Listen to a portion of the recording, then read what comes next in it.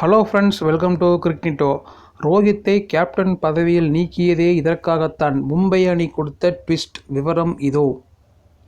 இந்தியாவில் கடந்த 2008ஆம் ஆண்டு அறிமுகமான IPL கிரிக்கெட் தொடரானது தற்போது 16 சீசன்களை வெற்றிகரமாக நிறைவு செய்துள்ள வேளையில் எதிர்வரும் 14வது சீசனானது கோடை காலத்தில் நடைபெற இருக்கிறது.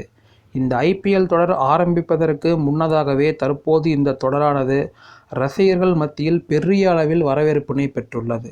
அதோடு இந்த IPL தொடருக்கான வீரர்களின் மினி ஏலமும் கடந்த டிசம்பர் 19ஆம் தேதி துபாயில் நடைபெற்று முடிந்தது. அந்த ஏலத்தில் பங்கேற்ற 10 அணிகளை சேர்ந்த முக்கிய நிர்வாகிகளும் தங்கள் அணிக்கு தேவையான வீரர்களை போட்டி போட்டு தேர்வு செய்து தற்போது தங்களது அணிகளை பலப்படுத்தி வருகின்றனர். அந்த வகையில் மும்பை இந்தியன்ஸ் அணியானது ஏலத்திற்கு முன்பாகவே குஜராத் அணியிடமிருந்து ட்ரேடிங் முறையில் ஹர்திக் பாண்டியாவை தங்களது அணியில் இணைத்து அவரை கேப்டனாகவும் நியமித்துள்ளது. அதோடு ரோஹித் சர்மாவை கேப்டன் பதவியிலிருந்தும் அவர்கள் நீக்கியுள்ளனர். இப்படி ரோஹித் சர்மா கேப்டன் பதவியிலிருந்து நீக்கப்பட்டது ரசிகர்கள் மத்தியில் அதிருப்தியை ஏற்படுத்தியுள்ள வேளையில் தற்போது அடுத்ததாக மும்பை இந்தியன்ஸ் அணி ரோஹித் சர்மாவை விடுவிக்க உள்ளதாகவும் ஒரு தகவல் வெளியாகியுள்ளது.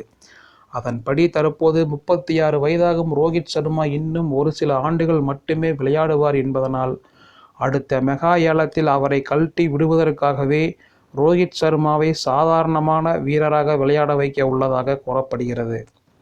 அதோடு அடுத்த ஆண்டு மெகா ஏலம் நடைபெறும் போது மும்பை அணியில் 37 வயதான ரோஹித் சர்மா நிச்சயம் அணியிலிருந்து வெளியேற்றப்படுவார் என்றும் கூறப்படுகிறது.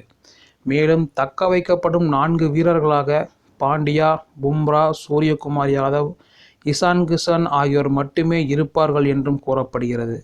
இதன் காரணமாகவே ரோஹித் சர்மாவை மும்பை இந்தியன்ஸ் அணி கேப்டன் பதவியிலிருந்து நீக்கியதாகவும் தற்போது தகவல்கள் வெளியாகியுள்ளது குறிப்பிடத்தக்கது. இந்த வீடியோ பிடிச்சிருந்தால் லைக் பண்ணுங்கள், கமெண்ட் பண்ணுங்கள், ஷேர் பண்ணுங்கள், மறக்காமல் சப்ஸ்கிரைப் பண்ணுங்கள். நன்றி, வணக்கம்.